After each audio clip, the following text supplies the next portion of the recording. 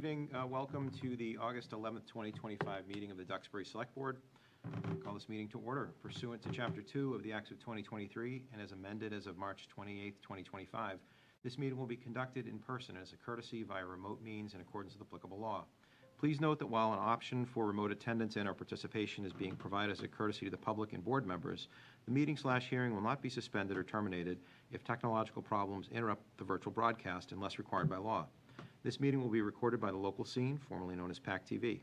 Members of the public who wish to watch the meeting may do so by viewing the Duxbury Government Access channels, Verizon 39 or Comcast 9. Viewers can visit the localscene.media/Duxbury for information about Duxbury programming, including streaming and watching replays on Duxbury YouTube. Our first order of business this evening is executive session, and I will ask the clerk to read a motion. I move we go into executive session under General Law, Chapter 30A, Section 21A3, to discuss strategy with respect to litigation known as Duxbury Energy Storage, LLC versus Duxbury ZBA et al., Land Court Case Number 23 NISC 000643, and Carmichael versus Duxbury Conservation Commission, Plymouth Superior Court, case number 2483 CV 00590, if the chair so declares that discussing the matter in open session may have a detrimental effect on the litigating position of the Select Board, and with the Select Board returning to open session. If I may borrow that just for a second. Thank you. As chair, I will I already did that. Hold on.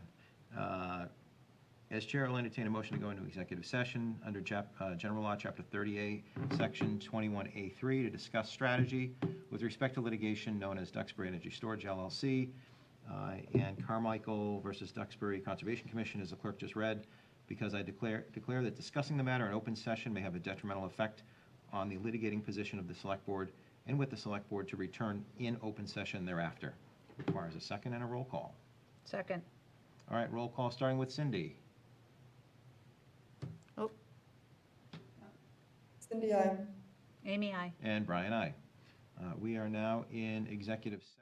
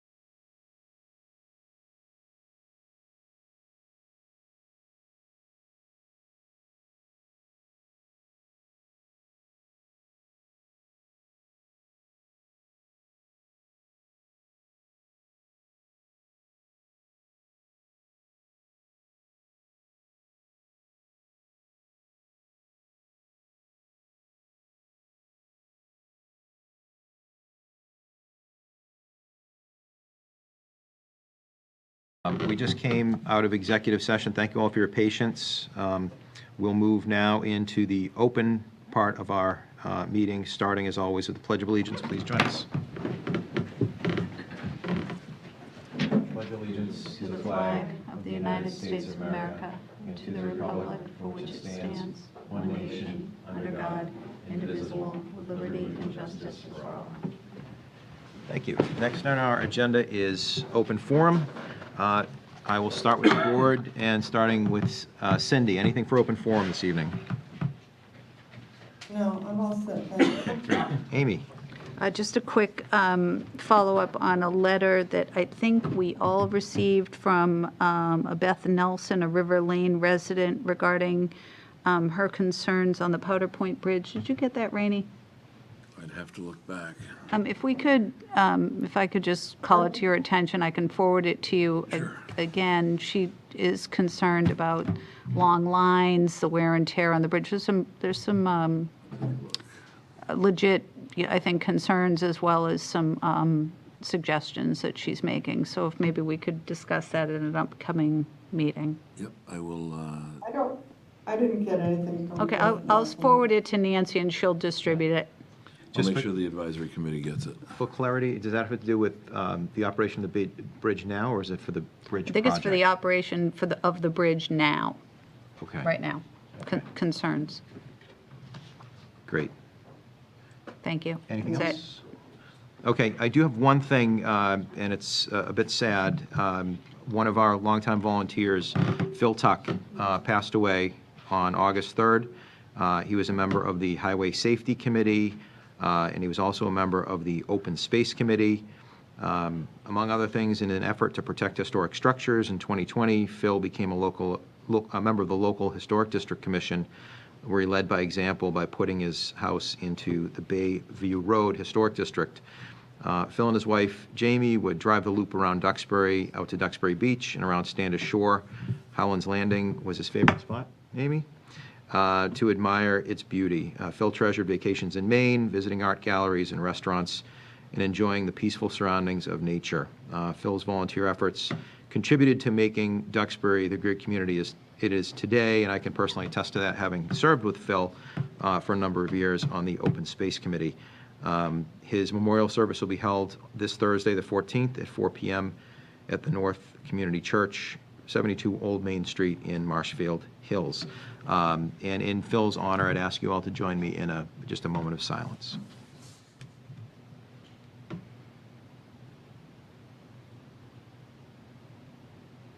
Thank you very much. Next on our agenda, and I see we have a number of folks from the school department. Thank you all for being here. We do have, oh, yes, sorry, yeah, open forum for the public. Thank you. Go right ahead. Getting ahead of myself. I know, you got so excited. Go right Sue ahead. Schofield, James Road. So I wanted to follow up, one of the questions I had at the last meeting, Rainey, was pertaining to school enrollment, whether it was going up or down for next year. And I was wondering if you had an opportunity to get an answer to I that have question. not. I have not. Is our superintendent here? She is. Perhaps you could weigh in on that, on enrollment for this year? Is it going up or down? Or for next, how it's looking? The enrollment is staying, it's steady. Right now, we're taking, our kindergarten classes, But for the, full range, our enrollment is steady, it's not declining. We have graduated the classes that were larger, and now we're staying steady between, I would say, 200 and we have 230 in one class. So we're not seeing a declining enrollment. okay, the reason I'm asking is because we had, you were discussing the budget last time, so I was hoping to get a pretty specific answer at some point to that question. I don't know how I'll get that answer, but I would love it. We have our enrollment posted all over. I'd be glad to send you everything, That would be terrific. specific class by class, but we have all that available. Okay, and, dumbing it down for me, is it going up or down? It's not going down. Okay, She said. I'm sorry? She said it was steady, not up or down. Okay, Thank you. sure.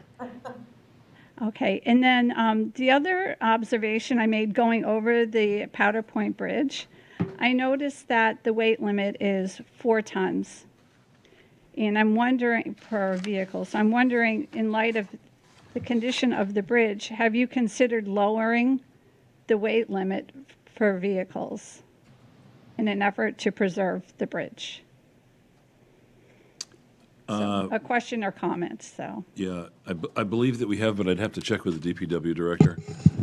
I think it's lowered from what the actual capacity was, but we can look into that. But it won't, lowering the weight limit won't prolong the life of the timbers holding it up. Those are going to fail either way. I agree. It's a little scary when you're walking across the bridge and, Well, thank God, we're much lighter than 4 tons, so I don't think you need well, to worry I about don't that. know. I go to the ice cream shop, as I know, you I saw you there. We don't eat that much, though, do we? If I could just comment on that topic, the letter that I just referenced before you spoke will open the door for a much better conversation that I think might help, because that writer of that letter had some similar concerns. So hopefully we'll have that on the agenda soon so you can get better, more information. Thank you. Do we have anybody else for open forum? Okay, thanks. So we have with us counsel who is here for some executive session matters. We've asked her to stick around for a couple of matters that are listed for open session. And I'd like to exercise discretion in moving some things around in our agenda so that the 2 matters we'd like council's attention to that we move to now, and we'll get through them as quickly as possible, so then we can spend some time as necessary on the Alden School Building project, if that's okay. Appreciate that. I don't want to delay anybody, but I'm trying to keep things moving as quickly as possible. So what that means is we'll take now, as our first item of new business, is a discussion of possible vote pertaining to revisions to the earth removal regulations, and Rainey will kick us off with that.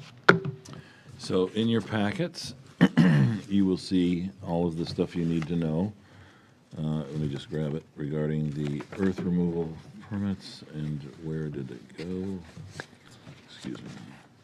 There it is. Thank you. You'll see a memo that reads from me as follows. As you will recall, at your meeting on June 23rd, the board extended the moratorium on new earth removal permits in an effort to complete the review work of the proposed earth removal rules and regulations and provide the board with an opportunity to review the draft document prior to adoption. At this point, following conversations with Amy McNabb, Jim Wazalewski, and Town Council, we believe the redrafted regulations are ready for adoption. 2 changes have been made since the last time the board reviewed these documents, both of which, excuse me, pardon me, were in the original regulations adopted on November 14th, 2022, specifically, number 1, the inclusion of a severability clause which states the invalidity of any section, provision, paragraph, sentence, or clause of the regulations shall not invalidate any other section, provision, paragraph, sentence, or clause thereof. And number 2, the inclusion of the excerpt from the Town of Duxbury General Bylaws, Chapter 8, entitled Earth Removal. Both the newly revised, both the newly revised and current regulations are attached hereto, and the proposed motion below has been prepared for the board's consideration.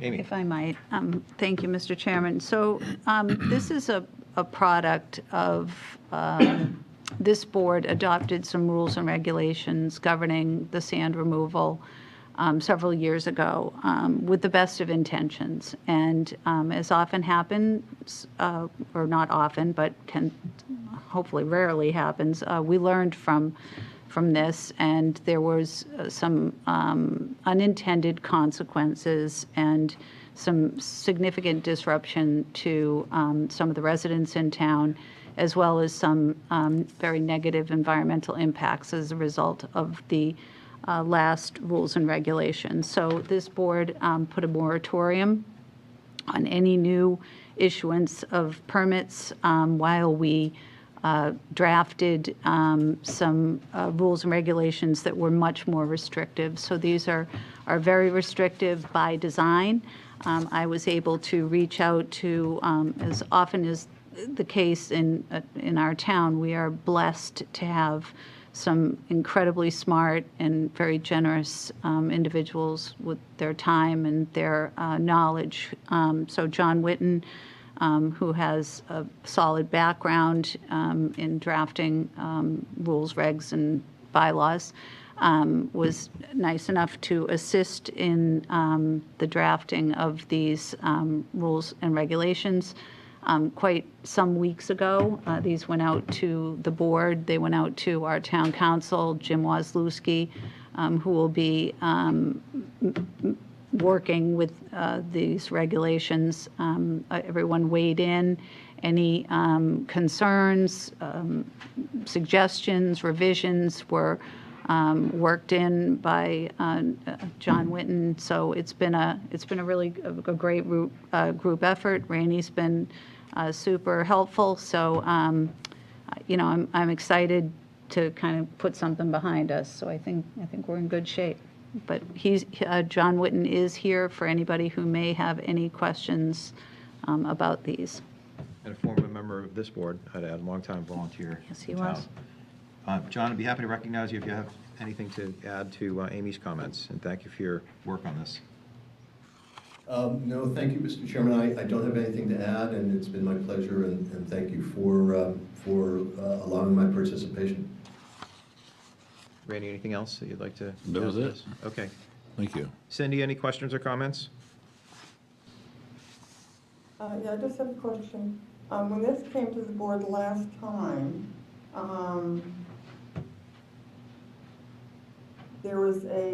I had a question about the increase for the earth removal to various things, one to the neighbor's property and one to the street, and adjoining the lot line. The present regulations say it needs to only be 25 feet to a neighbor's lot, to a neighbor, I guess is what I don't have it in front of me, to a neighbor. And that's been increased to 300 feet. And I'm just wondering, and I had a concern about that previously, and I see that there's no change in that, and I'm just wondering what the, if they had been discussed, and if, what their reason is. Who'd like to take that? I'm hoping John could take that. Mr. Chairman, I believe, and I did see Ms. Verini's comments, and I agreed with those. So I thought that change had been made. This would be to section 5. Make sure we're looking at the right version, which can happen.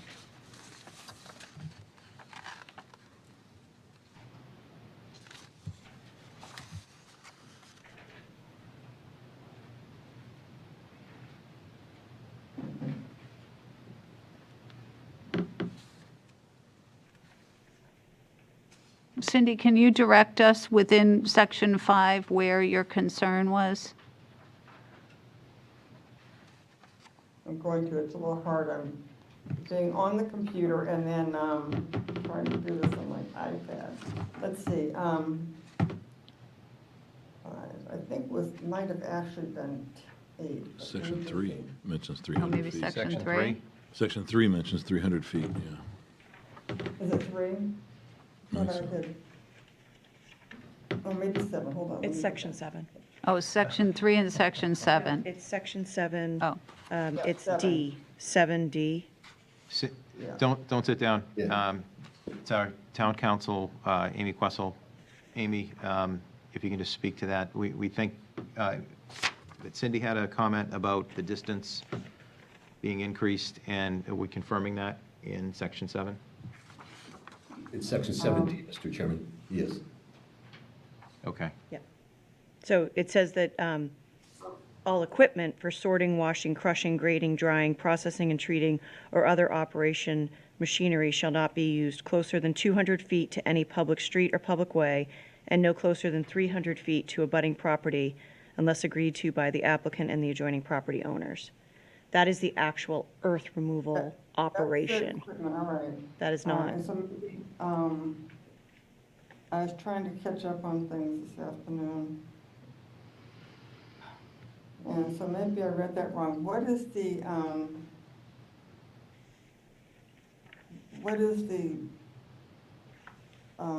distance then between, for instance, for neighbors, there is none. And that's just I'm trying to talk and look at this at the same time. So you're wondering what the setback for this activity would be Yeah. if you were, if you, Yeah. And I thought maybe I had read it wrong the first time, but I don't. John, can you answer that easily? So sure, thank you, Mr. Chairman. So 7D, as Town Council just read, 7D is the earth removal equipment Right. used for, so that's 200 from a public way, 300 feet from the abutting property. So those are the two distances built into the regulations. So Okay. that would be the control, and Ms. Farina, you had raised that, and you raised two comments. One was the revision to language in section 5, and that change appears to have been made. And then the language regarding the setback, and I think we had addressed that. Okay, Great. all right. Thank you very much. Sorry for the confusion.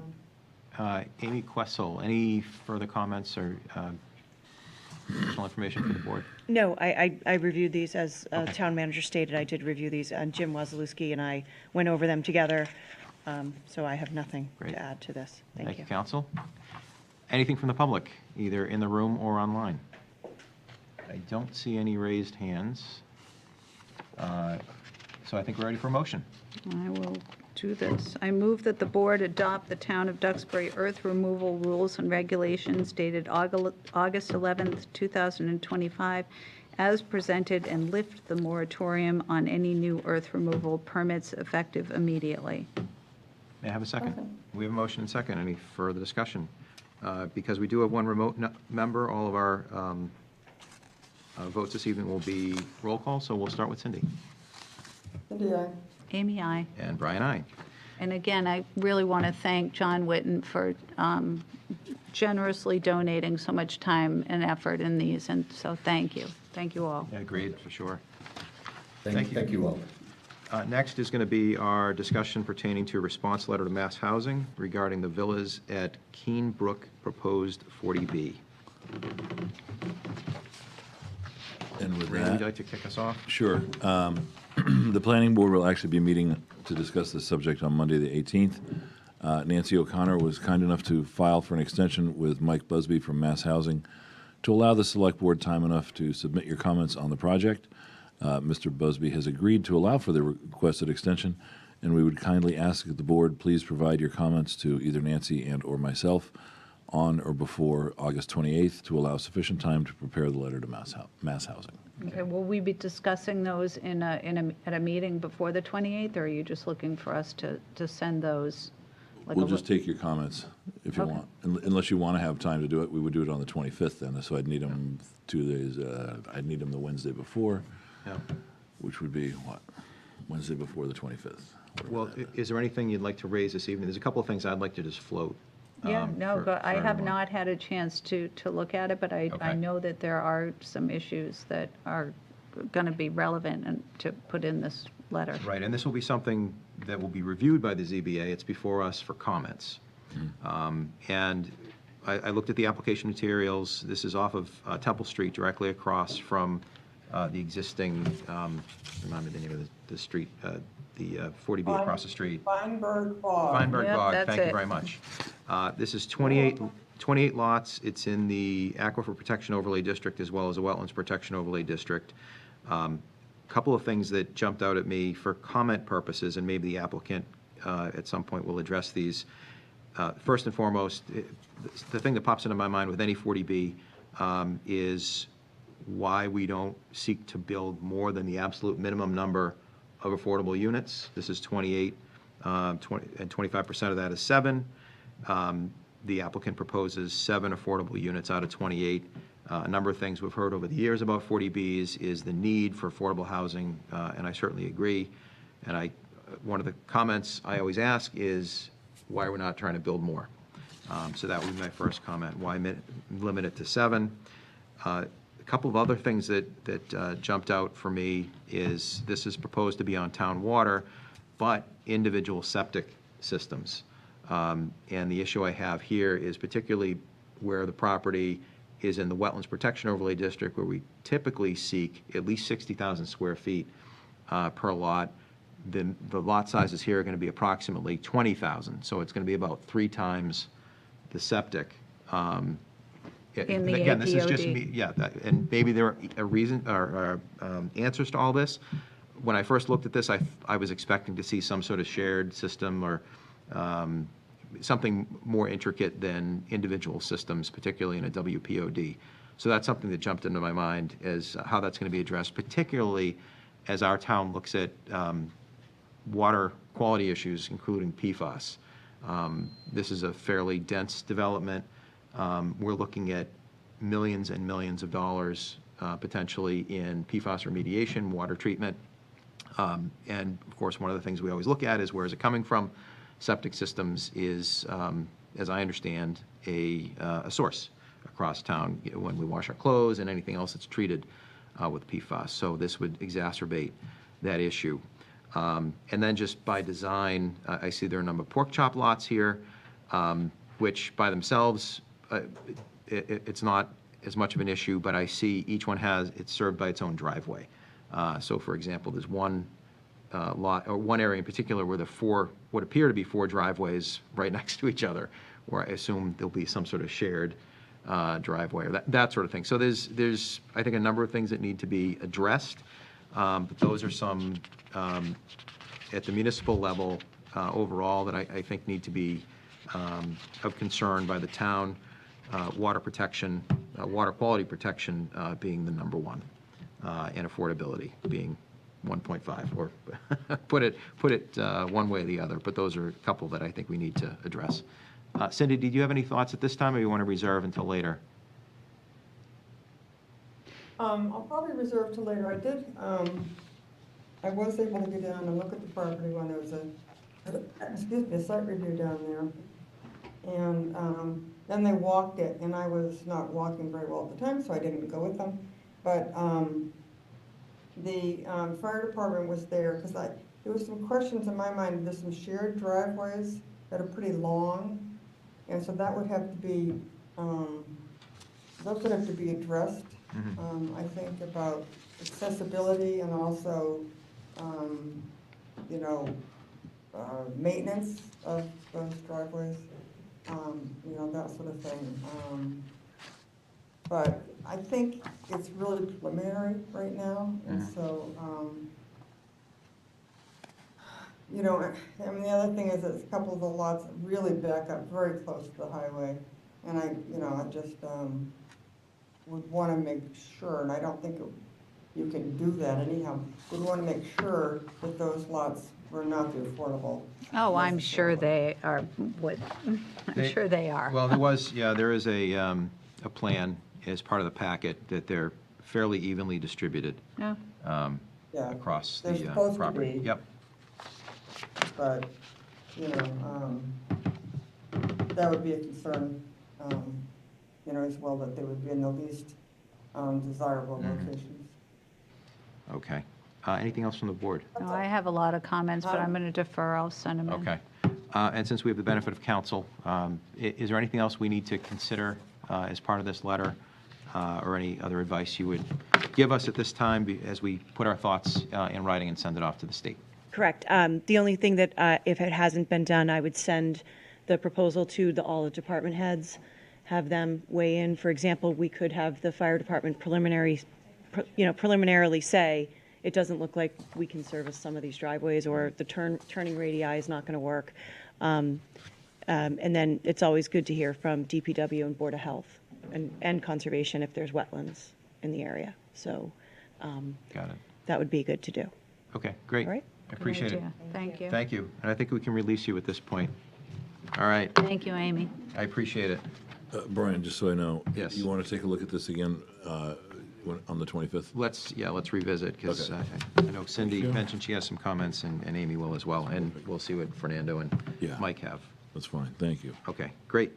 So now, and I thank the school department for indulging me, why don't we move next to the update on the Alden School Building Project, and this will be presented by Dr. Klingeman and John Lemieux, Chair of the Alden School Building Committee.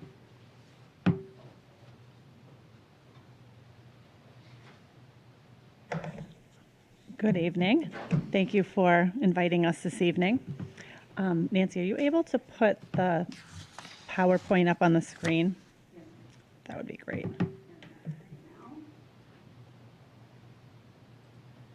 So John and I are going to do the best we can to bounce back and forth on slides while he's over Zoom and I'm in person. But I wanted to thank you for the opportunity to come back before you. I was going to ask if we could come soon, so this was good timing. This is the third time that I've come before you about this project. I first came back in January of 2023 and March of 2024 to seek your approval as we were submitting statements of interest to the MSBA. And so since I last visited, our statement of interest was accepted, and we were moved into the eligibility period last December. We were invited into the eligibility period last December, and our eligibility period began at the beginning of June of this summer. So we have formed a building committee, and we had some really amazing community representatives that reached out to us stating they were interested in serving. So it was hard to whittle that down, but we have a great committee of varied backgrounds. We have architects, we have construction representatives, we have people that are serving in the capacity like John as owners project managers on other projects across the state. So we feel really positive about our committee, and thank you to the members of our committee who are here this evening. So if you want to go to slide 1. So just an overview for anyone who may be listening that wasn't in attendance when we first came before the Select Board, but the Massachusetts School Building Authority grants supports to different schools that are seeking assistance with projects across the Commonwealth.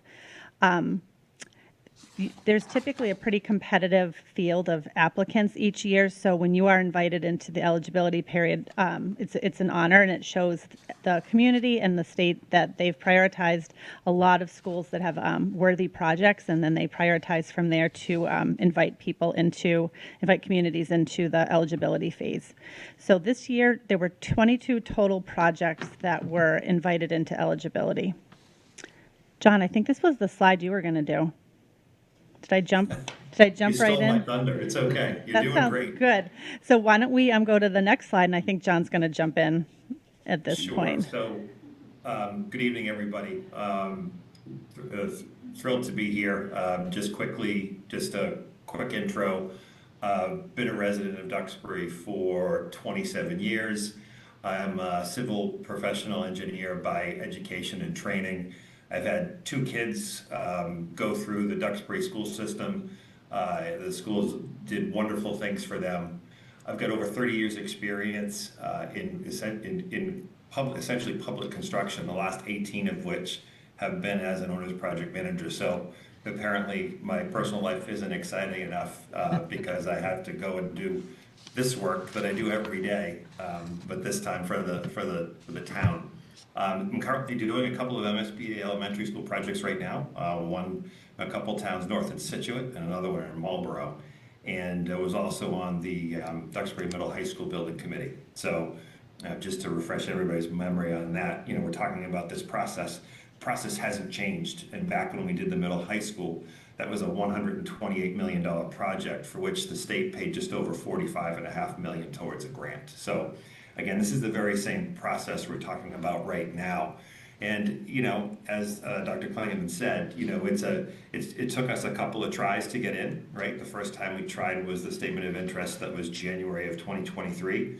They said, nope, they didn't invite us with the 20 plus people that were invited in the end of 2023. So the town resubmitted, and I believe it was around November or early December of last year, that statement of interest that was submitted in March was accepted, which is great. And that process was kicked off by the filing of what's known as an SOI, the statement of interest. And basically it's a process by which you explain to the state what's wrong, why you need their help, in working on the Alden. What are the physical limitations to the school from a facility standpoint, but also how those limitations impact the delivery of education. The MSBA came out, that's why it takes 9 or 10 months between the submission to when you get invited. And basically they came out and did their senior visit and said, yes, you should be one of those, I believe, as Doctor said, 22 schools that were invited in. Next slide, please. Currently, what we were invited into is what's called the eligibility phase.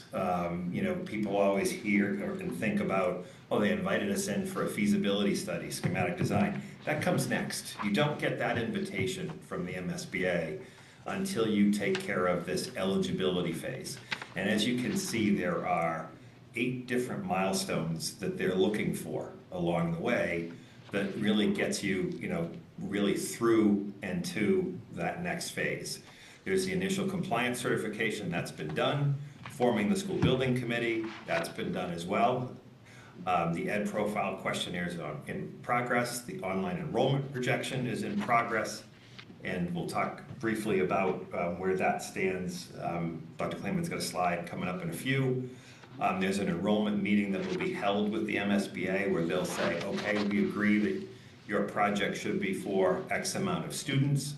There's also a really in-depth dive into how Duxbury takes care of maintains its buildings, and really why that is important is because we all talk about reimbursement rate, right? The MSBA will issue a baseline reimbursement rate for the town, and then there'll be incentive points added to it. So you get between 0 and 2 incentive points based on how well you take care of your existing facilities.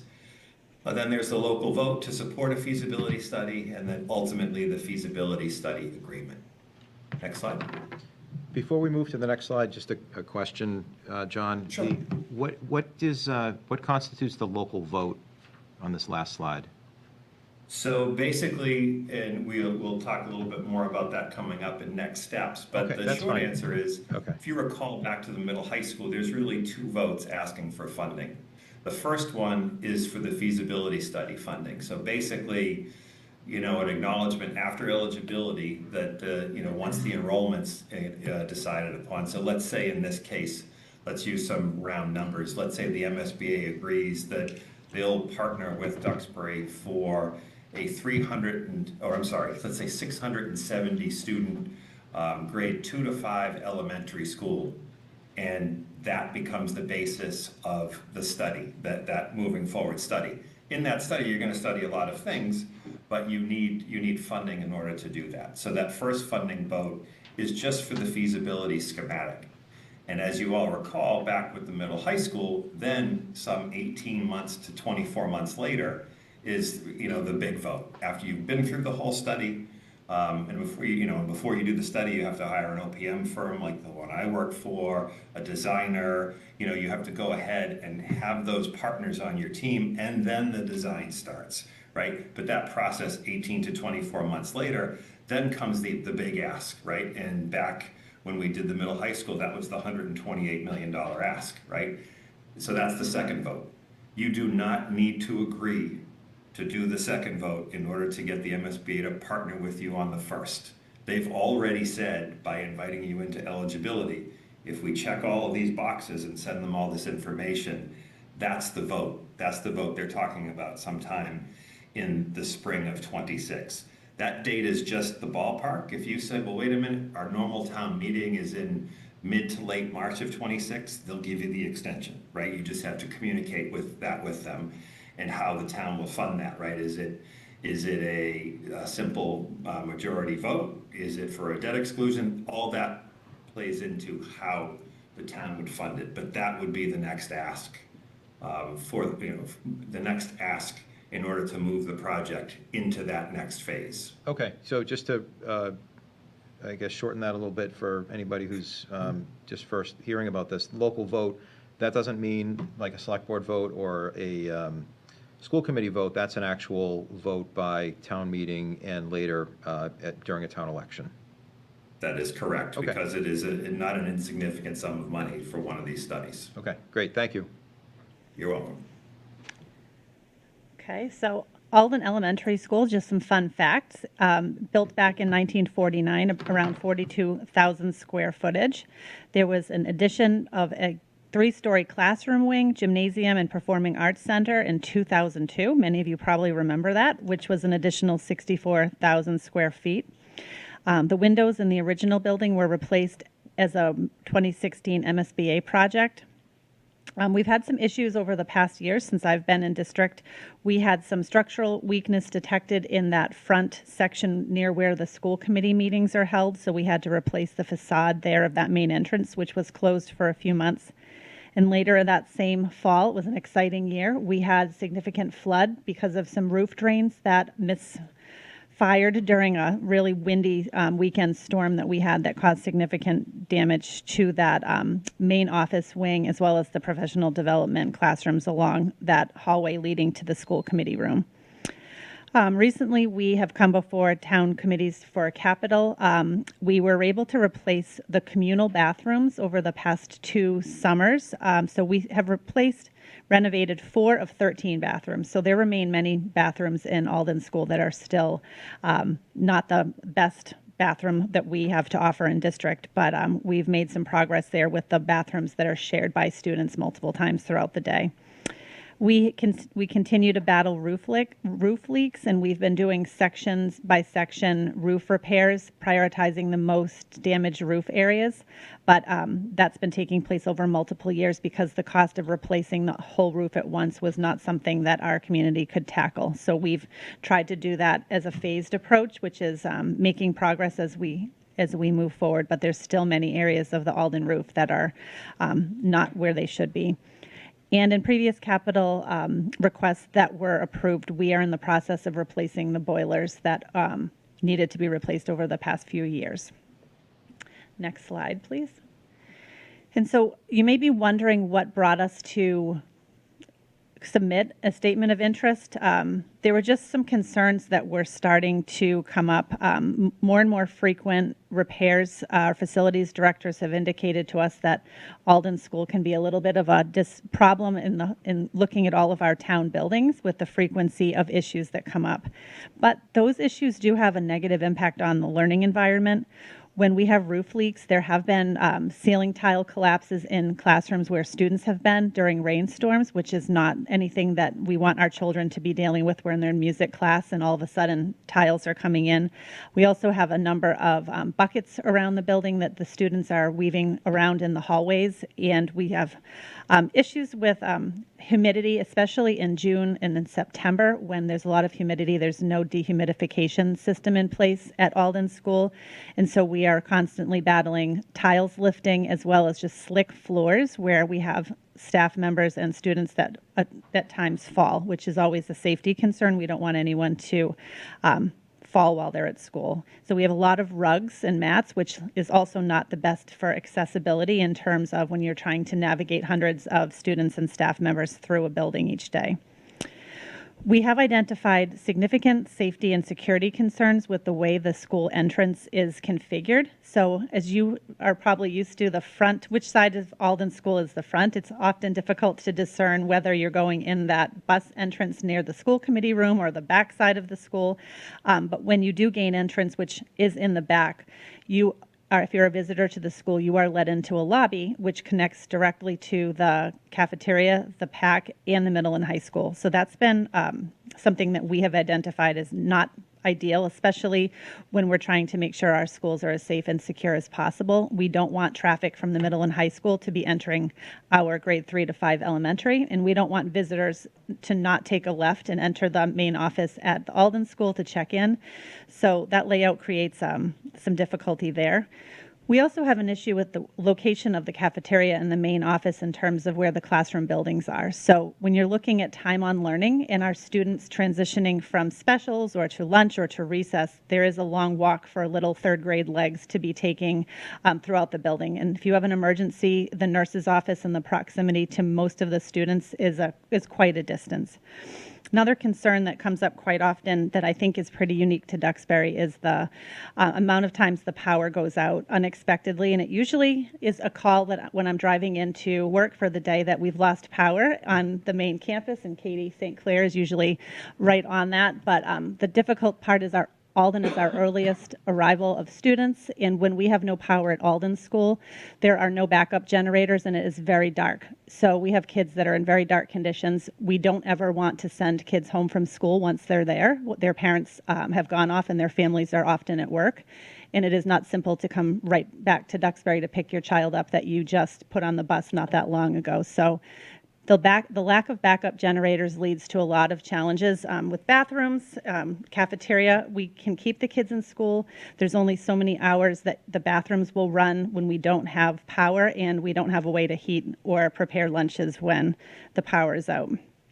The cafeteria is also extremely noisy because of the way the ceilings are configured, and it's very small for a school that size. And so what we've had to do is run 6 different lunch periods to be able to get the kids in the cafeteria to have a peaceful lunch so that it's not super loud. And even if the students aren't being loud, just the volume of students just really makes the noise levels go up, which we have a lot of students with sensory issues and sensitivity, and we want to make sure they're comfortable in their cafeteria. So that that space constraint and the noise level are less than ideal. The age of the building does give us some concerns about accessibility for staff, students, and visitors. And the number of students that we have accessing outdoor space in the playground we also feel is inadequate. We have students in several different areas of a playground trying to make sure we're providing fun and enriching activities so the kids can run around. So we have Gaga pit in one area. We have our playground structure, which is a lot smaller than we'd like to see for students of that number and age. And even that area has its challenges with there's some wasted space with a slope that we need some work on. And then we have most kids out on that main field where they're able to run around. So those were the things that really brought us to considering whether or not it would be appropriate to approach the MSBA to see if we might be considered for acceptance into a pipeline to have a potential school building project. I think the next slide, Nancy. Do you want to add anything, John? Where we are in the process. So this is kind of a map of a full MSBA core program project. If you heard Dr. Klayman earlier talk about the windows that were replaced in 2016 with help of the MSBA. That was part of their accelerated repair program. That's a much more abbreviated, fast-track way to do roofs, windows, and boilers, but in a similar sort of, again, abbreviated format of this flow diagram here.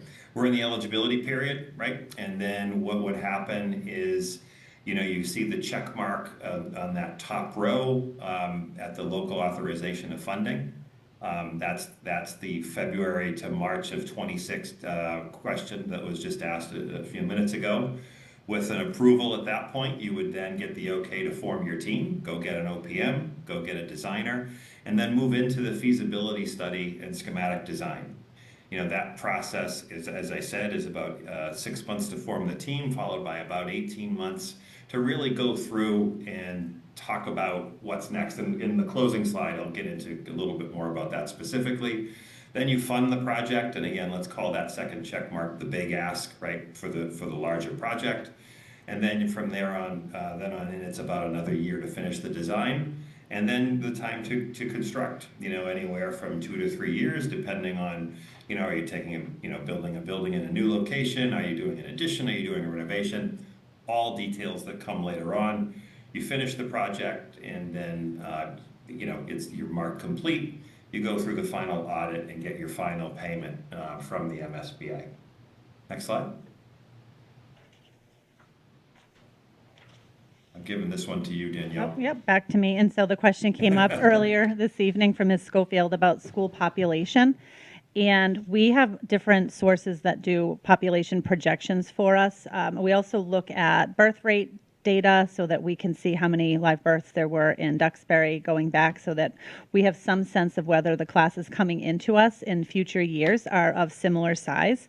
And what we're noticing as a trend right now is the we have now graduated out the last of the larger class size that we had going through the middle and high school. And over the past few years, we had been saying we're seeing the numbers coming down a bit so that we wouldn't have the class size as large as it was for a few years at the middle school and high school. So we had classes 250 students, 260, 275 students in years past, and now we're seeing anywhere from, generally speaking, 200 is the magic number, and so that's why 10 classes per grade level work out really well, because it's give or take at the elementary level. So if we're trying to keep our class size at the elementary level around 20, just under 20 for kindergarten, first and second grade students, and under 24 for students in grades 3, 4, and 5, we're seeing a pretty solid numbers of students in our grades that are around 200. We do have a few classes of bubble grades where there's 230 students in that particular class. We don't have any classes that are significantly smaller. So we're not seeing classes come in with a 165 student count. We're mainly seeing right around high 190s to 230 for our class size. When we look at projections, there's a few different organizations that we belong to that do population projections for the future. And so we have reached that point on this chart here where we're at the lowest level that we will be at, and it looks as though it's starting to be predicted that it will be creeping back up again by 2050. That's a long way out.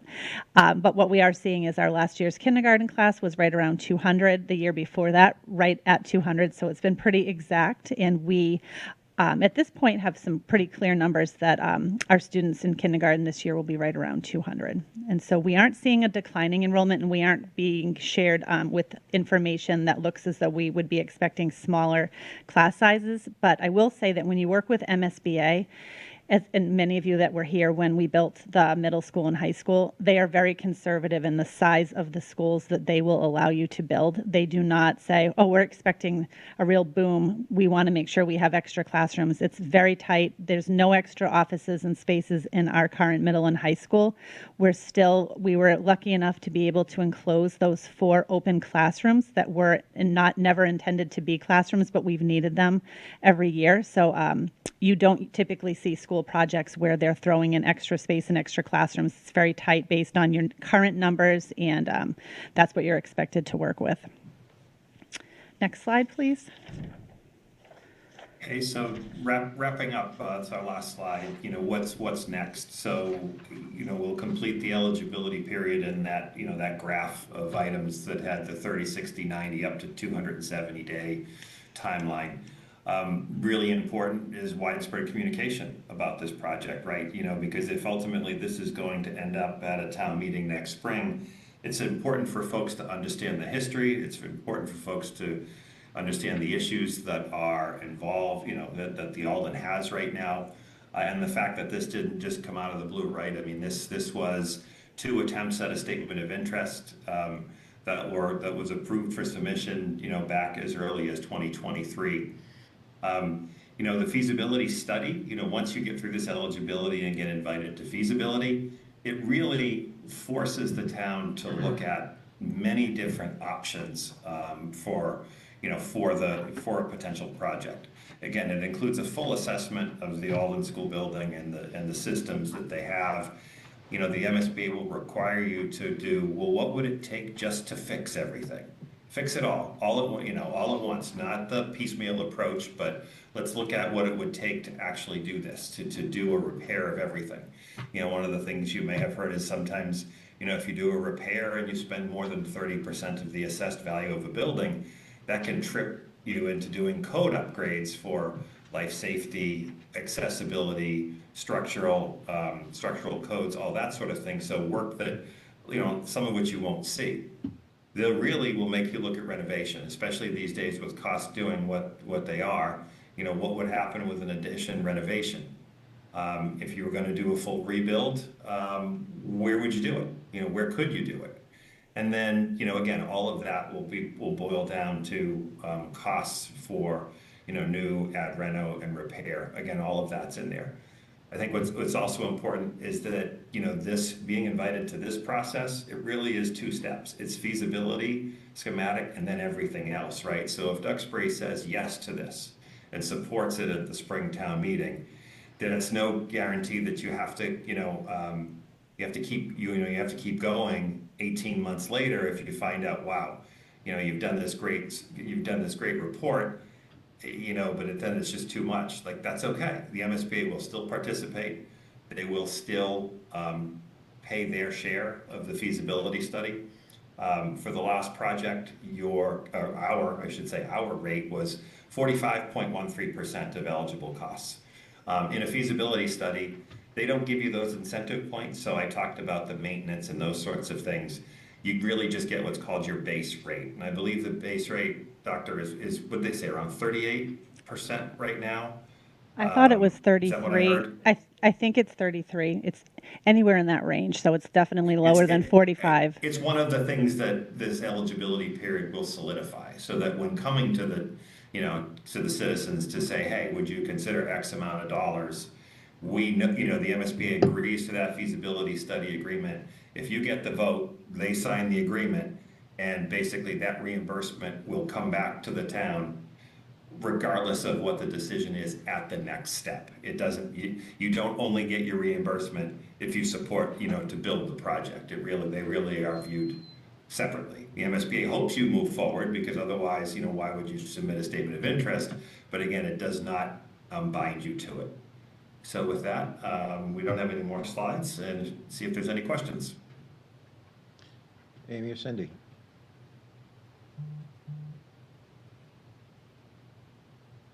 Cindy, do you have anything? Sorry, I had to get my, no, I got no questions right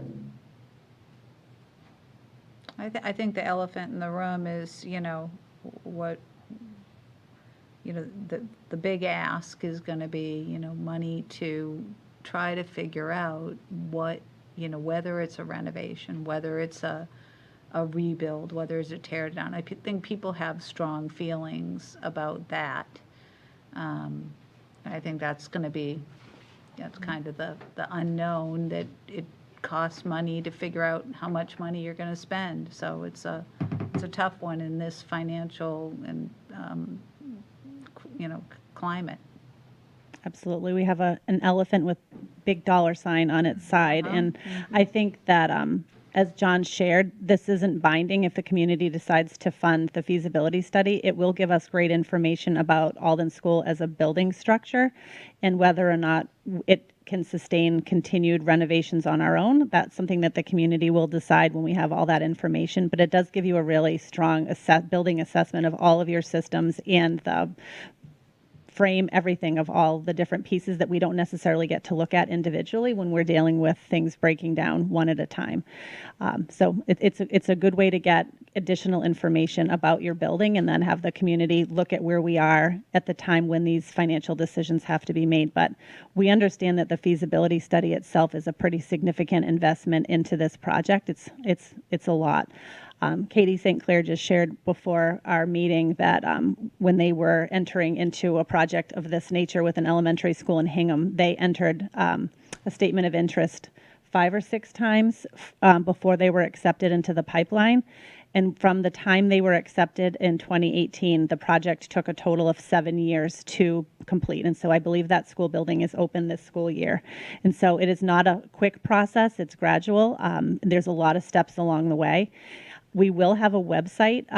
We've started a page in connection to our school district website, where on the district website, one of the top tabs will be Alden School Building Project, where we will put all the information that we've already shared in terms of presentations. We have photos from when the senior site visit took place last September, so people can see some of the conditions at Alden School. We will have a table set up at open house, and we will be scheduling tours at a time when the students are not in the building. So if there's any residents of the community or any of our elected and any of our town boards would like to see some of the conditions, I'm sure we can get Katie to give us a tour of the different areas in the building that are of concern if you haven't been in there in a while. But we don't want this to be a surprise to anyone as we work through the budget process for FY27. So we'll do everything we can to just put information out about this process and what it means. and hopefully everyone in town is aware of what they're paying for, if this is something that they would be supporting, and that it's not necessarily locking us into having to put a new school building in place in the next few years. We would still have decisions to be made if the feasibility study goes through about whether or not renovations are possible, and if renovations are not possible, where the MSBA, the feasibility study engineers would be recommending we look at building a new school and what that cost would be for the community to be able to decide upon that. First, I want to thank John. I understand this is your second go-around with the school building, so if the first one is any indication of how future projects would go, we have the right people in the room, so thank you for that. Continuing with the elephant for a moment, one of the things that is very likely to be asked of town meeting this spring is an override. Again, different number, but we're going to be going to the voters to ask for something more than we're able to require through property tax as a matter of right. In the event there is no appetite, and I'm not forecasting, I'm going to ask the what if. If there's no appetite by the voters to say, you know what, we're okay with the override, but we're not okay with funding a feasibility study, where does that put you in terms of the timeline? Or with MSBA overall, do you get thrown out of the process? Does it continue? Like, how does that work? You are removed from this current process, but you're not penalized. So if the community decided this wasn't the right time to fund a feasibility study, we would exit the eligibility phase. We wouldn't advance to be invited into feasibility. And in the future, as a community, we'd be able to have conversations about future renovations. We would probably need to do a really thorough building assessment ourselves, which is not something that you can do and then use that information for a future feasibility study through MSBA. You have to do it through their process. But there are communities that were invited in that did not ultimately enter feasibility. There are communities that were entered into feasibility because their community supported that, but then didn't support the school building project. But you just leave the process when your community doesn't support with that vote, and you go back to the beginning. So we would have to decide if our community just said this isn't the right time, go back in a couple of years and try again. We would go back to SOI and we would resubmit an SOI application.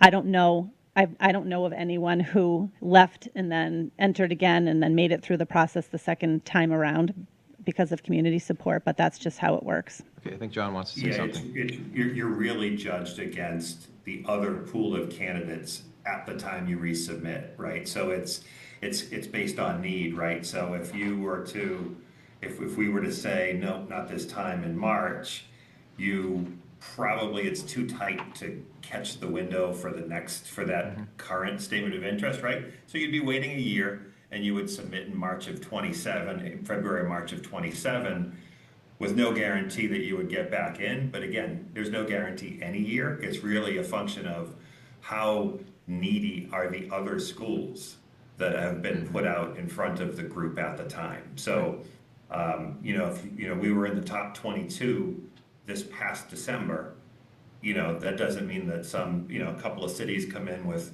3 or 4 elementary schools each, and suddenly we fall down the list. Right. It's bottom line is you just don't know until you try again.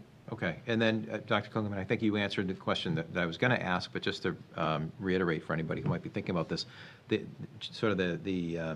inverse of what I asked before. So if the prior question was if it doesn't pass at special town meeting, the question now is if it does pass at special town meeting for feasibility, we're not then obligated to continue on if in fact the community says, you know what, based upon this report. I think of it kind of like a homeowner's inspection before you buy the house. It's like, oh, this isn't really what I thought it was. You then don't go forward with the anticipated project. So I guess yes, you're too correct. Many words to say we're not on the hook to do the whole thing if we go through the process of the feasibility and then decide we don't want to proceed for whatever reason. John, were you going to say something? That's correct, Brian. You would basically the community's deciding whether they want to fund this study. And when that study is complete, they'll have a comprehensive report and analysis of Alden School with the options, whether there's renovation is an option, whether rebuild is an option, and what those costs would be.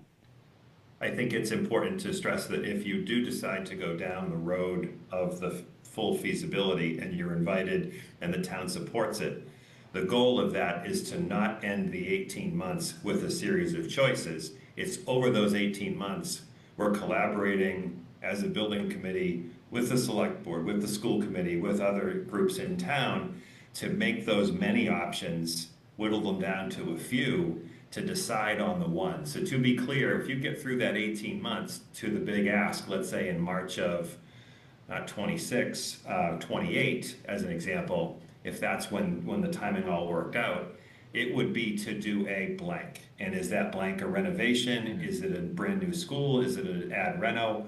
All of that would have been decided through public meetings, discussions, forums, all of that. Because the MSBA, when you submit that, ultimately the end of the feasibility is a schematic design.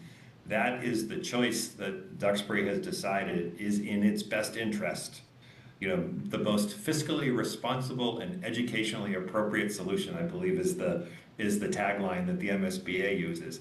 And if that's a reno, a straight up reno, then that's the choice for Duxbury. If it's a brand new building, that's the choice. But it is a choice. Mm-hmm. And at that point, the committee makes the recommendation, and the town meeting is whether the town agrees with that or not, right? We try to get feedback, you make a decision, you have a good cross-section of a committee to help guide and make that decision, but it is a decision. It's a yes or no, thumbs up or thumbs down on a very particular solution. The choices get whittled down over those 18 months with a lot of back and forth discussion. All right, thank you. And then just one final question, I guess, from me, and then I'll open it up to the public if anybody would like to ask questions. Feasibility study, I'm sure there's a range of what it could cost. Do we have any forecasts now as to what we might be asking town meeting to consider? I can tell you that the job in Situate, the elementary school that we're about to put a shovel in the ground, when we started that about 3 years ago, they had voted 1.1 million. And the Marlboro Elementary School that we're doing, that we started about 6 months ago, was 2 million. So I will tell you that a good number for budgeting is about $1.5 million to $2 million. Just for the feasibility study? Just for the feasibility study, yes. Right, and as Dr. Klingerman explained, it's pretty comprehensive as to what's required. It's incredibly comprehensive, and I would be happy, I'm sure we could pull out of the archives the middle high school one, right? Because it's the contents, the templates have evolved, but the content is really all the same. And I would be happy to share I could be happy to share the one from Situate that was done on the school I'm working on right now. It is a very in-depth study at the end of the day of your existing building and of the solution that you're bringing forward. Okay. But MSBA will reimburse for a portion of your feasibility study as well. Can I Understand. ask Please, yeah. one final, just a small question about being on this list that we're on and eligible for this program? And I think the word needy was used. What is your eligibility based on? Is it based on the condition of the school? Is that what puts you into, is that what qualifies you to be in the list? Yes. There are different criteria that they look at, and it's your building conditions, your educational environment. It's the space is really important that they're looking at to see if you have enough space to serve the students that you have in your community.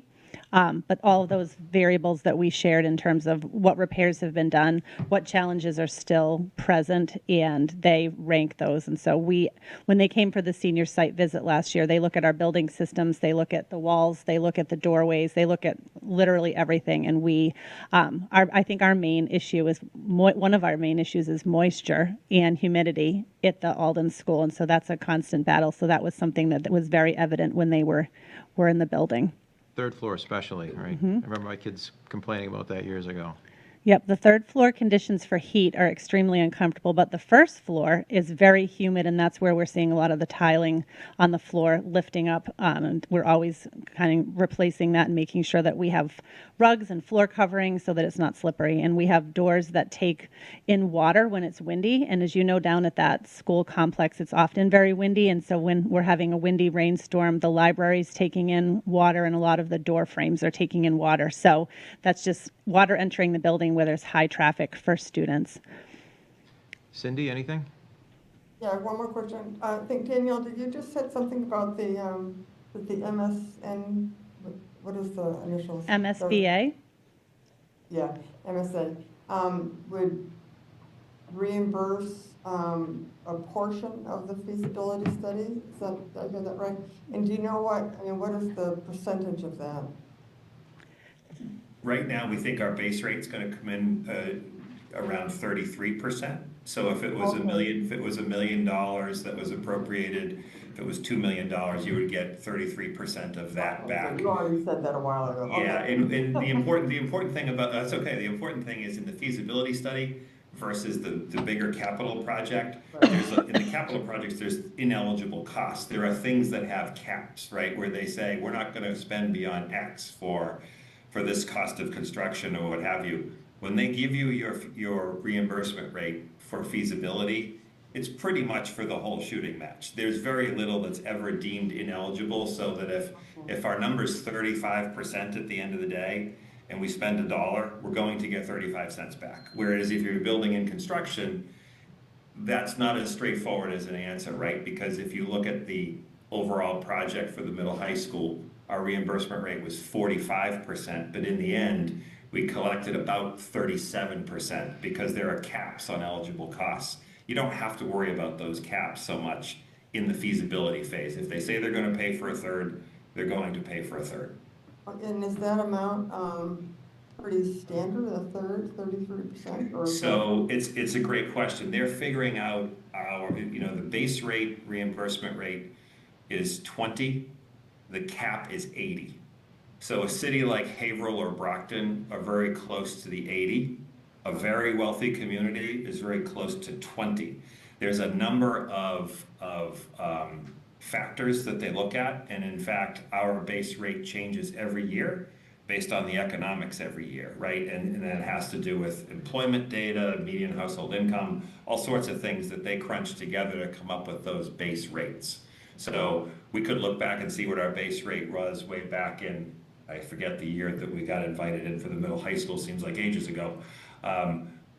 But they'll be able to give us that number once we get through this eligibility process. That's part of the process right now, is getting to our base number. All right, thanks. And Cindy, on the slide deck that was presented tonight, on the second slide, there's 2 links. If you click those links, you can get to our previous Duxbury School projects and the reimbursement rate. And then there's also the reimbursement rate calculation, so you can look at the different variables and credits that you're able to earn through that process. Okay, thank you. Thank you. Anything from the public? And I don't see any hands up online. Ray, anything else we need to cover on this? That was it. Okay. Thank you all very much for the presentation. This is really informative. Thank you for Appreciate it. having us. Okay, thank you, everybody. Thanks, John. Thank you. Good night. Okay, next, and last but not least, under new business, we have a discussion regarding conservation restrictions numbers 50 and 51 Parkside, and this will be presented by Nancy Rufo, our conservation administrator. And Nancy, thank you for your patience. Of course, no problem. So Nancy Rufo, Conservation Administrator, coming before you tonight to request your approval for conservation restrictions 50 and 51, which relate to the Parkside subdivision on Keene Street. This process has been probably about 2 years in the making to get to where we are. In order for Natural Heritage and Endangered Species Program approval for this project, they've requested that these 2 CRs be put in place. One is for a 9.5 acre piece that spans multiple parcels, and then there's also a 12-acre parcel, which is why there are the two CR numbers. And there are also two owners. The primary reason for the CRs is that the land is home to endangered box turtles. And the Conservation Commission voted to accept being the holder of the CR. We voted that back in January of 2024. And then it was just signed by Concom on June 10th, 2025. It took that long for it to get approval from the Executive Office of Energy and Environmental Affairs. And also in the room, I think, is Fran DeCoste, and he represents Perry Phillip Woods and Ridgewood Duxbury, which are the two applicants that requested for the Conservation Commission to hold the CRs. So that's the summary. If you have any questions for me or for Fran. Questions from Cindy or Amy? I have none. I have a couple of questions. I just was trying to look at the two plans. And so the first one, I think it's pretty clear, is that parcel that's in the middle of the two roads, correct? Yes. And is there more besides that on that plan? So let me share. I just haven't, when I enlarge it too much, the letters are getting all fuzzy, so. No, it can definitely, it's very confusing. I'm with you. So this is Nancy, the before you continue, just 1.5 acre CR. Nancy. Yeah. And it. Hold on just a sec. Yeah, I just want to clarify. So for the folks who are trying to follow along here from home, so these are the subdivisions and developments off of Keene Street, across from the Keene Street playgrounds, Correct. known as Snowy Owl and Red Hawk, or was it Red Tail Hawk, or? No, Red Hawk. Red Hawk, there is no such bird, but go ahead. Yeah, okay. Red Hawk Trail. That's it. It's Snowy Owl Circle. Okay, yeah, great. So go right ahead. So this is the 9 acre CR that it spans the back of several parcels, and then there's this big piece okay. in the middle. And then, hold on one sec, I want to see if I can show you, did it switch to a different plan, or do I need to? Oh, there you go, yeah, not good. Okay, so this is the larger CR that's across this one parcel. And then this is the combined view, which is very confusing. Very confusing. So, oh, that's an interesting view. So, So here's the bigger one right here. And then the 9 acre one goes across the back and includes this. And I'm concerned about the bigger one. I live in this neighborhood, and I, previously to their construction, would walk in this or snowshoe in this, for the last 36 years. And the back of that property, which I think now says Ridgewood Duxbury LLC, I think, and I'm asking, actually, I don't know, because I can't, I believe that was an area that used to be, or, I mean, it once still is, a stump dump. Mm-hmm. Is that property there? Fran, correct me if I'm wrong, is that, I believe, is the parcel that has the stump dump, is that correct? Or is it Yes, this one in? the Ridgewood parcel No, was where not the the one stump in was. between. Not the one in between. Okay, so it is this one. the, Yeah, there was stumps there. There was, I can't hear you, what'd you say? No, it's on. Should be on. She should Back? be able to hear you. Oh, yeah, so the back parcel did have a stump dump. The parcel in between was the former septic tanks. Oh, that's right. Yeah, they used to dump, that's where the septic They're pumpers used They're to, open pit, yeah. Yes. open pits. Yeah, I raised that because I have concern about this dump. And, and I have raised this to a number of people a couple of times over the years, of this development, because this dump is fairly dangerous. And as I said, I used to walk that property. I temporarily lost a dog in there who fell through because as the stumps deteriorate, the ground is not Stable. stable, thank you, stable anymore. So just to raise that, because I don't know what the plan is for usage of that property.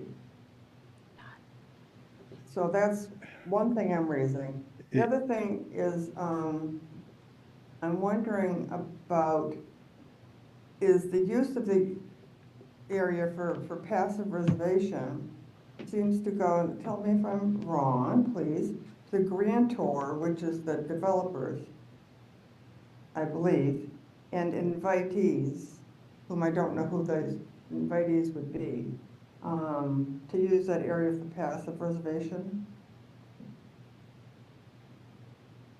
And Who can I'm answer that? wondering about, I don't see anything about the grantees being able to use the area for passive reservation, passive Recreation. recreation, thank you. Yeah. Well, that's typical. We have other CRs for developments, and one that I use as an example often is Trout Farm. Okay, That has a CR for a buffer zone, 75-foot buffer zone that surrounds the property. And the Conservation Commission is the holder of that CR. So we're responsible for making sure that there's no development taking place, there are no structures in there. But we don't necessarily use it for recreation, for conservation purposes. okay. As far as you as the holders of it, but the Right. grantors are allowed to use it. According to the grantors are going to be allowed to use it. Well, for Trout Farm as an example, Trout Farm is allowed to use some of the land in that conservation restriction. Fran, I don't know if you can speak to what uses might be included in that in that section that Cindy's referencing. Sure. So we actually have signs that say conservation area and not to enter. It's restricted for the turtles habitats. Right. Yep. So, in essence, it's just land that's held for the turtles. So there's no intention of letting any invitees, whether they're invited from the grantors or the grantees, to No. use this for any kind of recreation? No, Okay, no. thank you. That's sort of the requirement from Mass Wildlife. And in addition, on the front parcel, we built a turtle habitat. It's in the yellow there. And that also has signs restricting access. But you're reserving in the conservation restriction, this is part 3, it's prohibited uses. Part B of 3, reserved rights in the premises. The grantor, that's you guys, reserves the right to conduct or permit the following activities, provided they do not materially impair the conservation values. And among this laundry list includes, and this is number 3, Romanet 3, this is what Cindy was talking about. The grantor and its invitees are permitted to conduct non-commercial passive recreational uses of the premises, such as nature study, birding, wildlife observation, walking on existing trails, or similar passive recreation activities, provided the uses do not alter the topography or environmental qualities of the premises. So why would that be in the restriction if you didn't intend to use it, or if you're going to put up signs? I'm trying to square the circle there. The Mass Wildlife had us put up signs that says conservation area do not enter. We have no intention of promoting that as open area for the development or anything. So we can take that out of the conservation restriction then? I mean, I'm not sure we can change it at this Yeah. point. I think it's some of that standard language, like, I had Pat Loring fully vet both of the documents, and I think that might be some of the standard language. I just don't understand it. I really don't understand why. If the people of the development can't use it, and the town conservation commission is not allowed to use it, or allow townspeople to use it, why does the grantor, the developers, and people that they invite, why are they allowed to use it? We had no intention of having everybody go out there. There's no access to it, for one thing. Well, it just does not make any sense to me. Nancy, did town council have a chance to look at this? I honestly can't remember if town council has looked at this. We worked with town council and EEOA and Mass Wildlife, numerous rounds of this document, so it had been going back and forth. So I guess Cindy brings up a good point. So if Mass Wildlife is telling you to put up signs saying no entry, but apparently the same entity is saying you can have language in the restriction that it can be used for passive use, it seems to be inconsistent. So we only get one shot at this before it goes on record, and it's perpetual. So I think that's why we're asking these questions now, to make sure that we're clear, because 100 years from now, when this stuff is still on record, unless there's going to be significant advances in medical science, I don't think any of us are going to be here to articulate what we meant. So. And to be clear, that back parcel is not part of the subdivision. It's owned by a separate entity. Okay. And we're calling that colloquially the stump dump? It's Yeah, a parcel owned by it's the Ridgewood. Yeah. Okay. Ridgewood, Open Duxbury. field and And it- okay, so all of this, I mean, we had a second map. This is why I guess I'm so confused. There was this map here that included, I'm pointing, of course I'm here by myself. That included the houses, the development, that parcel that has the yellow square in it. Yeah. That map. And then there's another map that includes all that stuff in the back, right? So I'm not sure I'm working from home, I apologize, I have COVID, so I don't have all of my files with me, but, this is the overall map. This is the map, was this included in your packet? Yeah. It was, okay. This is That's the the, one that includes the parcel that he's saying they don't own? Yes. So that's Yeah, so owned, this that's is owned by Ridgewood. Ridgewood Ducks LLC. okay, who are part of one of the developers, right? It's not part of the subdivision. No, but it's part of the conservation restriction that we're being asked to, approve. Yeah, so there are two. This is one of them, and then this plan is the other one, which is the one that kind of runs behind and has the yellow square parcel. Yeah. Could I ask? Go ahead. I'm just wondering, I'm all about conservation restrictions, and it sounds like the intention is to protect the turtles, but I agree, Cindy, you brought up a good point where there seems to be some conflicting language. Is there, I also remember from past conservation restrictions, as Nancy said, that there's often kind of boilerplate or state language that has to be embedded in these things that can seem contradictory. Is there any reason that we can't, is there timing issue where we can't take this, back to the drawing board, have Nancy check with the state or whoever does these conservation restrictions to make sure that that language has to be in there about the grantor, inviting whatever.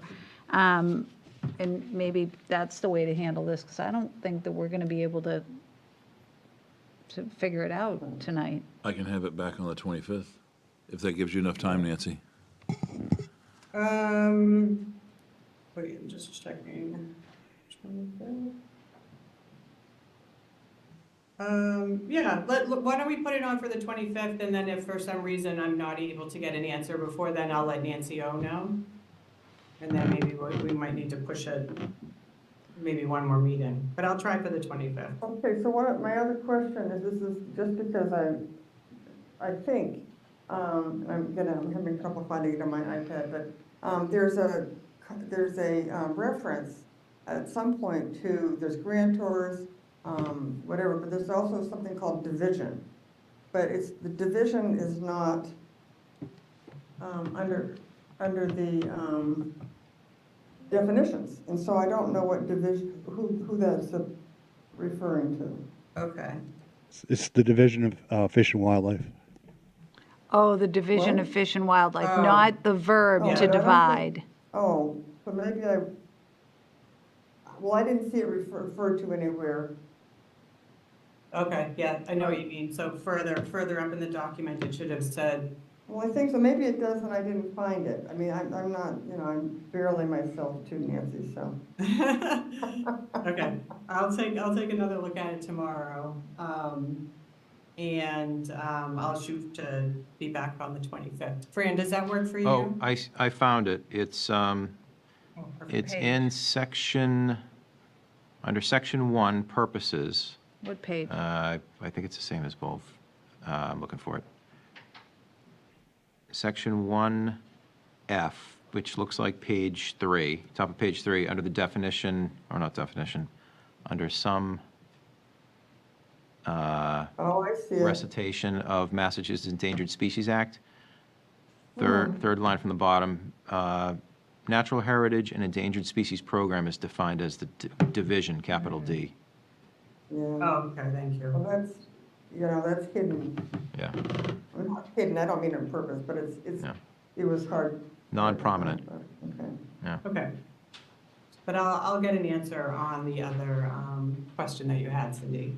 All right, it just, yeah, all right, thank you. You're welcome.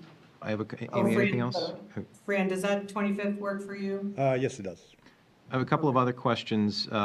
Nancy, so the Conservation Commission would be the holder of the easement, so the commission itself would be enforcing the rights. Could you describe a little bit how you would anticipate the Concom or an agent to enforce these particular restrictions? Yep, so it would be similar to our other CRs where we would have a monitoring program, a monitoring plan. Fran, did you want to talk a little bit about the escrow from NHESP? Yes, so they required an escrow to fund the ongoing operations, the monitoring plan. So I think we posted $28,000 into an account. The first couple of years, you do these monitoring reports, and then it's only required every 5 years.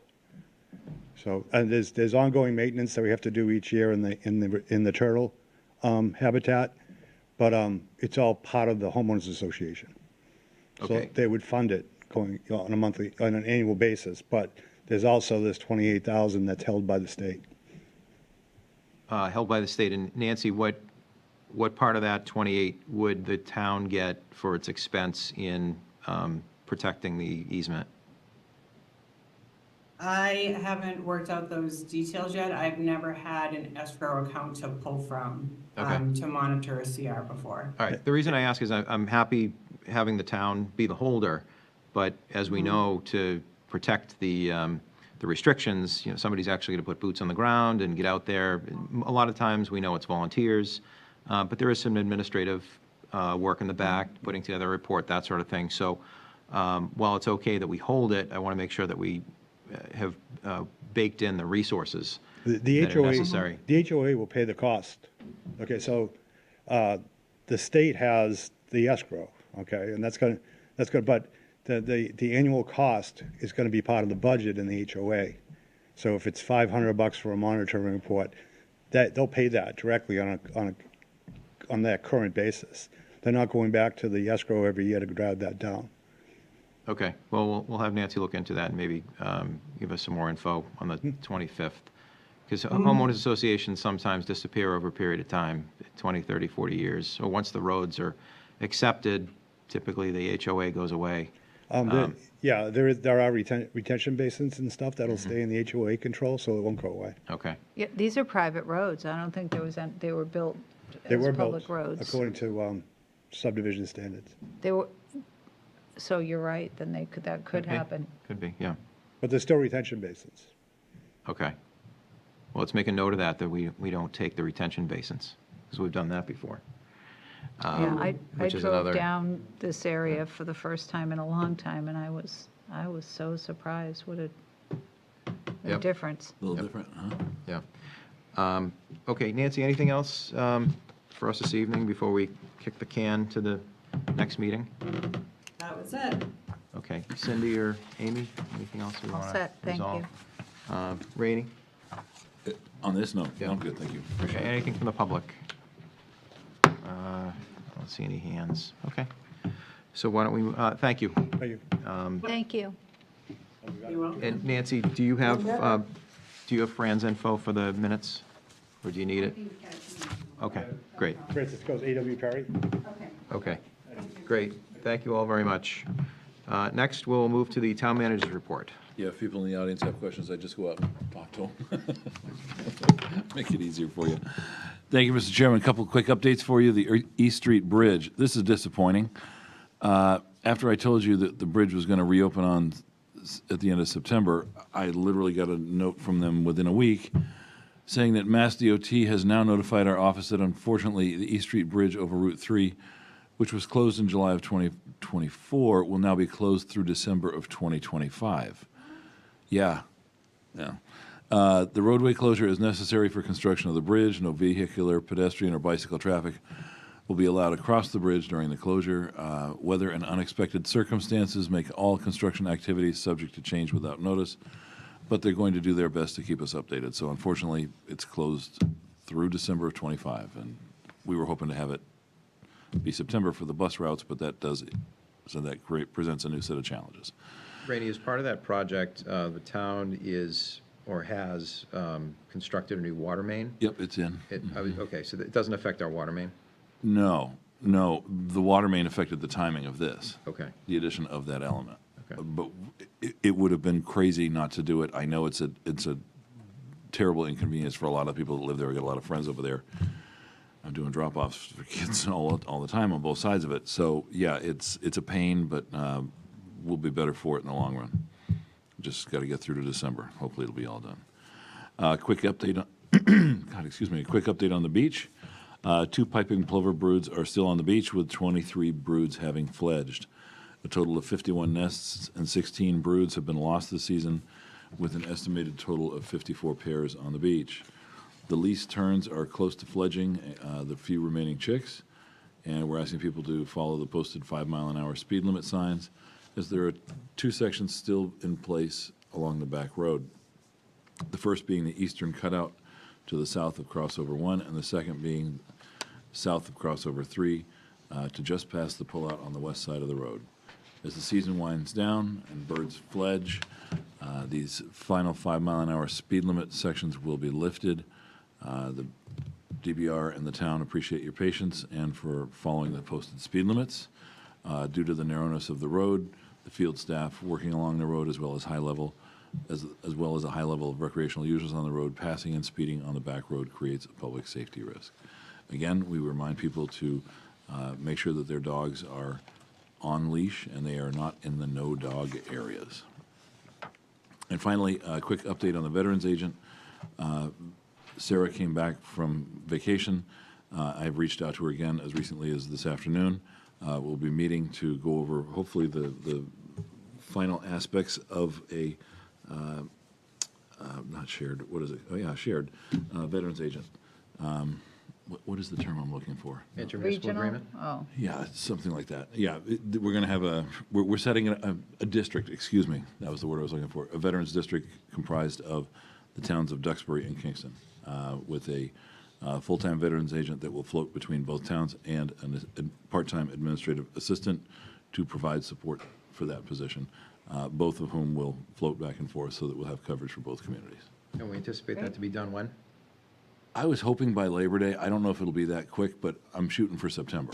Because Mike Thorpe, the former veterans agent, Yes. has done a terrific job answering the phones and stepping into the breach in the meantime. What is today, the 11th? Yeah, I could, possibly, by Yeah. Labor Day. Well, I don't want to overtax Mike. I think he's done a Oh, no, terrific no, job I don't already. either. Our veterans require and deserve excellent services from our town. They have Yep. been getting them, but I don't want to see that slip as a result of this taking more time. I understand that Keith Hickey, the town administrator in Kingston, is leaving. Correct, if he hasn't already left. Okay. But that won't impact this, because Okay. there's enough other players here, myself included, Mary McKinnon, the finance director in Kingston, and Sarah. We're all still working together, and I don't know if Keith has left or not, but either I way, understand he's sticking around for a little while. that could very well be. So either way, I want to get this done before he leaves. Yes, amen. That makes two of us. So there you go. Yeah, I want to make sure that that doesn't affect it. And Sarah Lansing, our former, soon-to-be, hopefully, again, Yes. veterans agent, has been tremendous Absolutely. in pulling this together. And I think her concept of having a district a while ago was very forward-thinking. Yeah, it And was I a good appreciate idea. everything she's put into this. Yep, and that's my report for you. Okay. Any questions, Cindy or Amy, on the town manager's report? No, not me.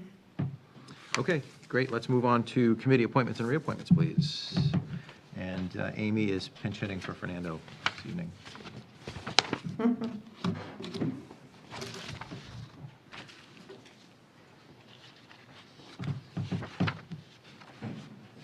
sorry. I move that the board appoint a constable, an appointment for George Giuliano for a 3-year term to expire on 6/30/28, that we appoint to the Cultural Council Martha Dennison and Craig Bloodgood for 3-year appointments, terms to also expire on 6/30/28.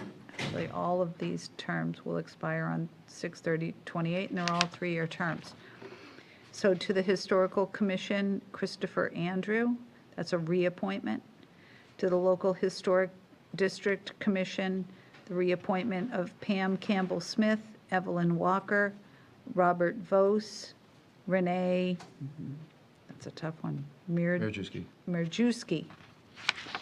And to the Metropolitan Area Planning Council, appointment as a delegate, Matthew Hines and Wayne Dennison. Wayne Dennison to be appointed as an alternate. And to also accept the resignation with our thank you of Tony Kelso to the Cultural Council. Okay, why don't we vote on those, and then we'll go through the available boards. May I have a motion? So you have a motion, may I have a second? Second. All right, any further discussion? And we did receive information on Mr. Giuliano and his qualifications for serving as constable. And we certainly thank all the folks being reappointed and stepping forward to be appointed for our boards and committees, because our town does not run without them. So thank you to our volunteers. So we have a motion and second. I will call the roll, starting with Cindy. Cindy Gray. Amy, aye. Brian, aye.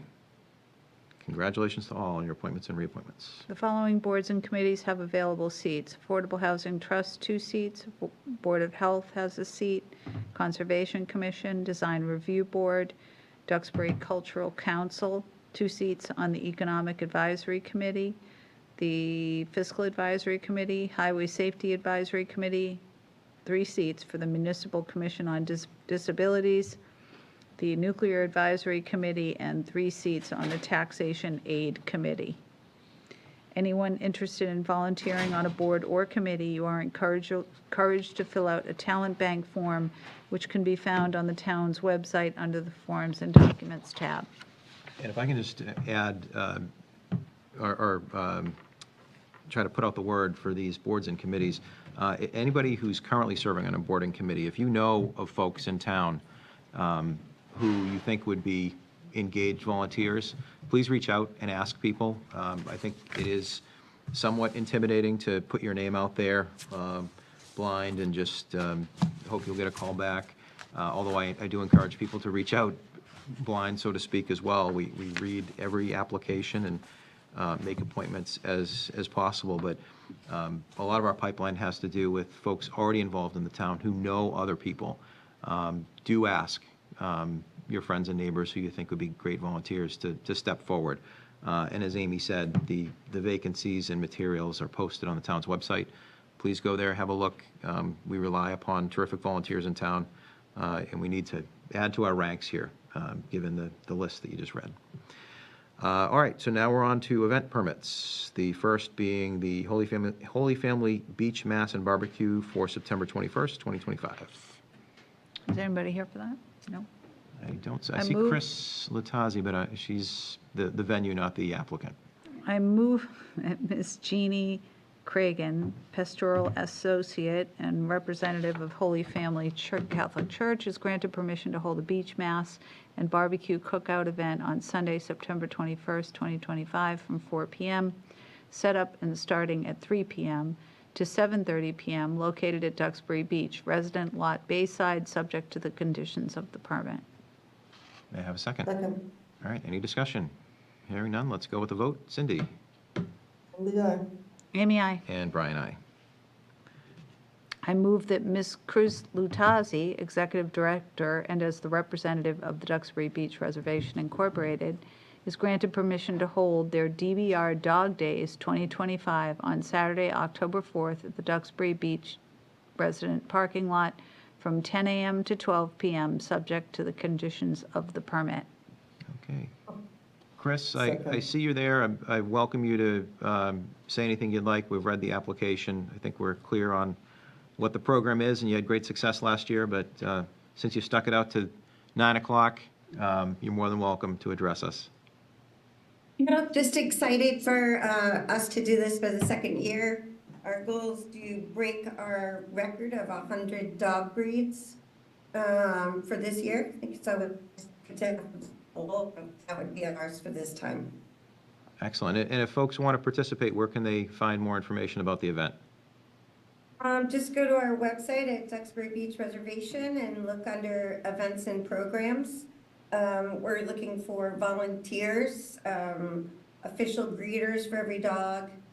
There's really important work that needs to be done, handing out tennis balls, bandanas, for all our four-legged guests.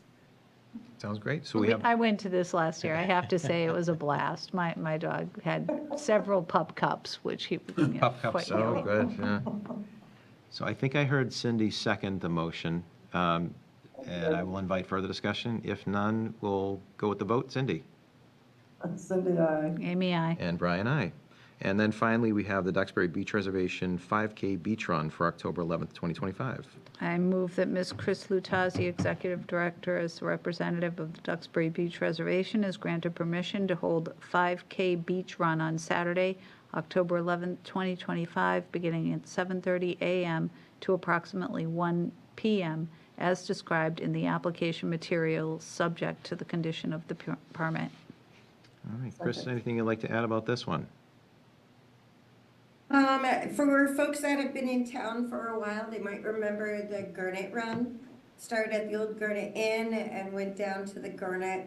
Well, the inn isn't there anymore, and the Gurnet is still a long way away, so that's 10K. So we're going to kind of bring it back but a little bit of a tweak. It'll start off at Blakeman's, and we'll do a 5K run on the beach, so no traffic will be impeded. It'll be less than a busy day that we have on a Saturday, like last Saturday when the beach was packed. So it should be kind of a no-brainer to manage, but we're really excited about it and see how it goes. It is a beach run, so I think I might be walking it to do the slog, but we'll start at Blakeman's, and the turnaround is a little past crossover 1. But we hope that folks come out. We have 3 events, and this is our 2nd event for October, and then we can all meet up the next weekend and do a beach cleanup. So October is definitely going to be busy on Duxbury Beach. Great. And for the beach run itself, I presume there won't be any restrictions on folks who plan to be down there recreationally to put their chairs out and that sort of stuff? No. Hopefully we'll have some nice weather. We definitely have folks on the beach. The parking lots will all be open. Normally we wouldn't have anything near Blakeman's open, but that parking lot will all be open.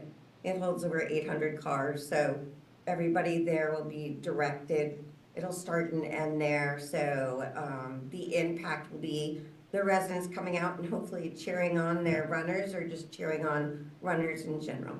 Great. The porta potty is still there? Yeah, we're gonna have them at, Blakeman's will be open, so there'll be bathrooms, but we'll also bring some porta potties in as well to handle extra folks. And we're gonna have water stations along the run, and quite a few volunteers have signed up. If they want more information, again, they can go to our website at Duxbury Beach Reservation under events and permits. We haven't published anything because we're waiting for the event permit first. But if we get the okay tonight, then the rest of the information will go out this week. Great. All right. Any further questions? No, I thought Cindy was going with, she's a big advocate for keeping the porta potty out there long. Isn't that? Well, yes, but that's the town rec department, Oh, not okay. Chris. Got it. All right. Yeah. So I'll call for the vote, starting with Cindy. Cindy, aye. Amy, aye. And Brian, aye. Thank you, Chris. Thank you. Thank you very much. You guys have a nice night. You as You well. too. Thanks. All right, for minutes, we're going to continue the minutes from July 28th to our next meeting. That brings us to announcements. The next scheduled Select Board meeting will be on Monday, August 25th, 2025, at 6:30 PM in the Mural Room. Is it? No bonus shellfish season? or No, anything? let's hope not. I'm Okay. too tired tonight to do Great. that. so. May I have one more motion? Oh, I'll move to adjourn.